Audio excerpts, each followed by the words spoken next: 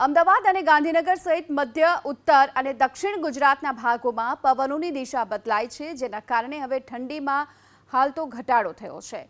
બીજી તરફ સૌરાષ્ટ્ર કચ્છમાં કાતિલ ઠંડીનું મોજું પણ ફરી વળ્યું છે. હવામાન વિભાગના મતે આવનારા 5 દિવસ સુધી તાપમાનમાં કોઈ ખાસ ફેરફારની શક્યતા નહીવત છે.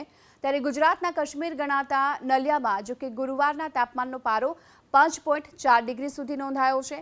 નલિયામાં લઘુત્તમ તાપમાનમાં સામાન્ય કરતાં 5.4 ડિગ્રીનો ઘટાડો થયો અને આગામી 3 દિવસ સુધી નલિયાનું તાપમાન 7 ડિગ્રીની આસપાસ રહેવાની પણ શક્યતા વ્યક્ત કરાઈ.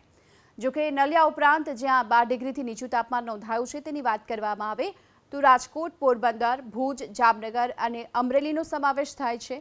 આ સાથોસાથ રાજકોટમાં 10.8 ડિગ્રી સાથે સરેરાશ લઘુત્તમ તાપમાન સામાન્ય કરતાં 3.3 ડિગ્રીનો ઘટાડો થયો હતો.